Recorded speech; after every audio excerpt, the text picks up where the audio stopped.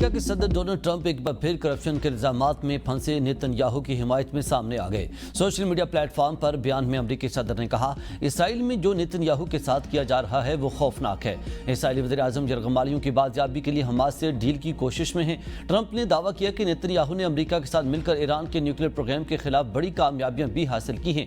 یہ کیسے ممکن ہے کہ ایسا اسرائیلی وزیر اعظم سارا دن عدالت کے کمرے میں گزارے، اور وہ بھی ایک ایسی چیز پر جس کا وجود ہی نہیں۔ امریکی صدر کا کہنا تھا کہ نیتن یاہو کو اسی انداز سے انتقام کا نشانہ بنایا جا رہا ہے جس سے امریکہ میں خود گزرے ہیں۔ اسرائیلی وزیر اعظم کے خلاف اس نوعیت کی عدالتی کارروائی ایران اور حماس سے ڈیل کرنے میں رکاوٹ بنے گی۔ ڈونلڈ ٹرمپ نے کہا کہ امریکہ ہر سال اسرائیل پر اربوں ڈالر خرچ کرتا ہے، جو کسی بھی ملک پر خرچ کی جانے والی رقم سے زیادہ ہے۔ امریکہ اس عدالتی کارروائی کو ہرگز برداشت نہیں کرے گا۔ انہوں نے کہا کہ اسرائیلی وزیر اعظم کے خلاف یہ عدالتی کارروائی ہماری فتح کو گہنا دے گی۔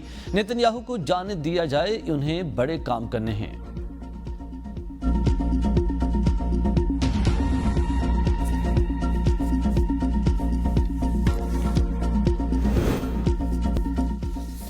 خبردار، کوئی غلطی کی تو سخت نتائج بھگتنا پڑیں گے۔ فیلڈ مارشل عاصم منیر کا مکار بھارت کو پھر دو ٹوک پیغام۔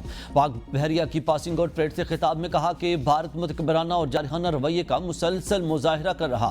اگر دشمن یہ سمجھے کہ پاکستان اپنی خود مختاری پر حملے کو برداشت کرے گا تو یہ خطرناک غلط فہمی ہوگی۔ بھارت اپنی فوجی طاقت، قوم پرستی اور جعلی اسٹریٹجک اہمیت سے سیاسی فوائد حاصل کرنا چاہتا ہے۔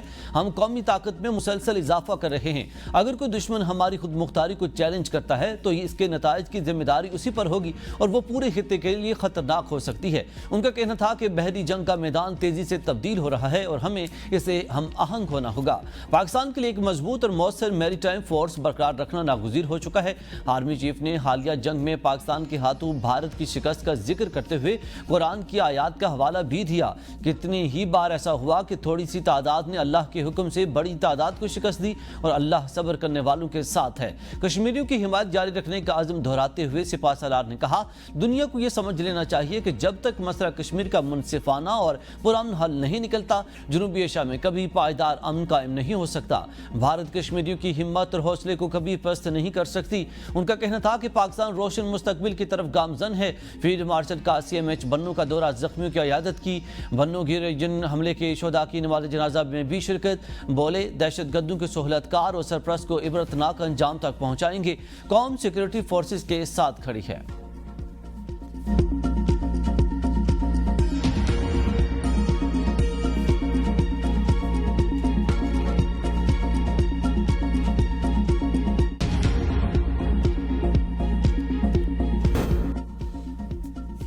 سانحہ سوات، ڈپٹی کمشنر سوات شہزاد محبوب کو معطل کر دیا گیا۔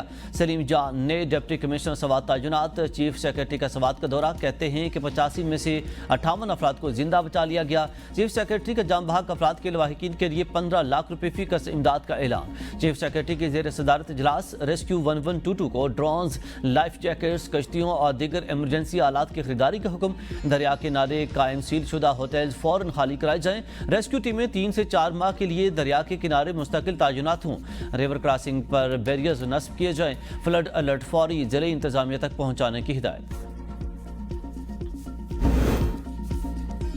صرف ڈپٹی کمشنر کی معطلی کافی نہیں، اصل ذمہ داری وزیر اعلیٰ پر عائد ہوتی ہے، ان کو معطل کیا جائے۔ وفاقی وزیر اطلاعات عطا اللہ طارق نے سانحہ سوات پر وزیر اعلیٰ خیبر پختونخوا کو سخت تنقید کا نشانہ بناتے ہوئے کہا کہ وزیر اعلیٰ کا بیان ہے کہ خیمے دینا ان کا کام نہیں، نہ قابل قبول ہے۔ اگر ریسکیو اور خیمے دینا آپ کا کام نہیں تو پھر کیا ہے؟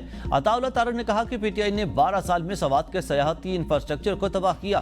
ہیلی کاپٹر سے بانی پی ٹی آئی کے لیے دستیاب رہے، عوام کے لیے نہیں۔ ریاستی املاک کو نقصان پہنچانا بے حسی کی علامت ہے اور یہ سیاحت نہیں بلکہ تحریک انصاف کی کارکردگی کی موت ہے۔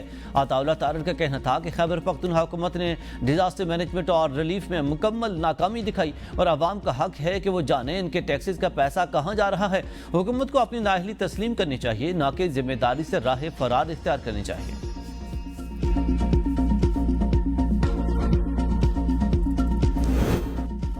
کیا میں نے سیاحوں کو تمبو دینے ہیں؟ وزیر اعلیٰ خیبر پختونخوا لیمن گنڈاپور کا سیلابی ریلی میں بہہ جانے والے خاندان کے بارے میں غیر ذمہ دارانہ بیان، عوام کا سخت رد عمل۔ سوشل میڈیا صارفین نے خیبر پختونخوا حکومت بالخصوص وزیر اعلیٰ کو تمام ڈوبنے والے افراد کا قاتل قرار دے دیا۔ عوام نے سوال پوچھا، جب اب بانی پی ٹی آئی کی بہن کو ریسکیو کرنے کے لیے ہیلی کاپٹر فوری پہنچ سکتا ہے تو پوری دنیا کے سامنے ڈوبنے والے خاندان کو ریسکیو کیوں نہ کیا گیا؟ خیبر پختونخوا کو کیوں بے یار و مددگار چھوڑ دیا گیا ہے؟ کیا صرف اشرافیہ کی زندگی ہی اہم ہے؟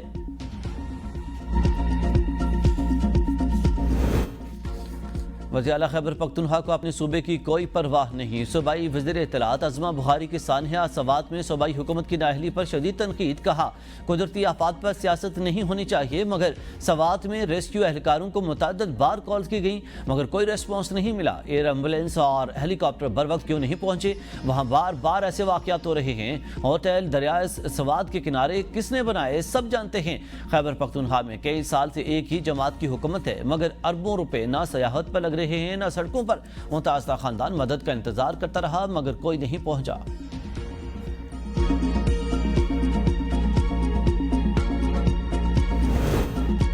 بیرسٹر سیف کہتے ہیں کہ مریم نواز اپنے صوبے پر توجہ دیں، آفات کو سیاسی رنگ نہ دیں۔ سوات واقعے پر خیبر پختونخوا کی حکومتی مشنری مکمل طور پر متحرک رہی۔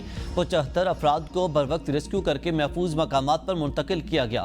خراب موسم اور وقت کی قلت ہیلی سروس میں رکاوٹ بنی۔ واقعے کے بعد ڈپٹی کمشنر سوات سمیت ذمہ داران افسران کو معطل کر کے انکوائری کمیٹی قائم کر دی گئی ہے۔ وزیر اعلیٰ نے سیلاب متاثرین کے لیے مالی امداد اور فوری ریلیف کا اعلان کیا ہے۔ کراچی میں وقفے سے بارش، 500 سے زائد فیڈرز متاثر، بجلی کا نظام درہم برہم، فنی خرابی، پی ایم ٹی پھٹنے واقعات رپورٹ ہوئے۔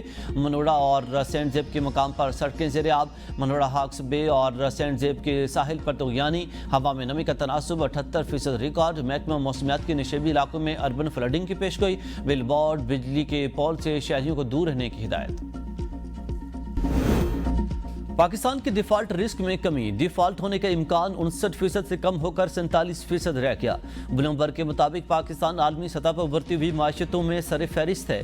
وزیر اعظم شہباز شریف کا پاکستانی معیشت سے متعلق بلومبرگ کی رپورٹ پر اظہار اطمینان، کہا رپورٹ میں اصلاحات، قرض ادائیگی اور معاشی بہتری کا اعتراف کیا گیا۔ عالمی مالیاتی ادارے سے کامیاب معاہدہ، بر وقت ادائیگی حکومتی پالیسیوں کا نتیجہ ہے۔ معاشی بہتری حکومتی ٹیم کی دن رات کی محنت کا ثمر ہے۔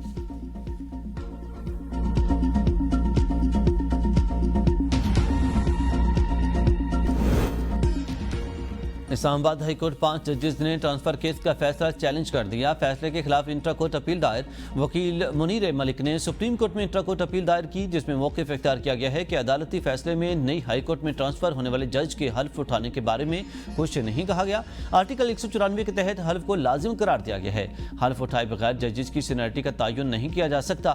سپریم کورٹ کے فیصلے میں سنگین غلطیاں ہیں۔ اپیل میں سپریم کورٹ کے فیصلے کو کالعدم قرار دینے کی استدعا کی گئی ہے۔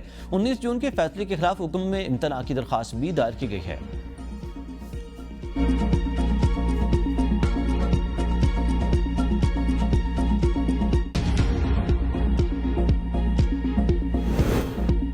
اسلام آباد ہائی کورٹ نے سی ڈی اے کو ختم کرنے کا حکم دے دیا۔ عدالت نے سی ڈی اے کا رائٹ آف وے اور ایکس چارجز کا ایس آر او کالعدم قرار دیتے ہوئے کہا کہ وفاقی حکومت سی ڈی اے کو تحلیل کرنے کا عمل شروع اور مکمل کرے۔ سی ڈی اے تحلیل کر کے تمام اختیارات اور اثاثے میٹروپولیٹن کارپوریشن کو منتقل کیے جائیں۔ جسٹس محسن اختر کیانی نے تفصیلی فیصلہ جاری کر دیا۔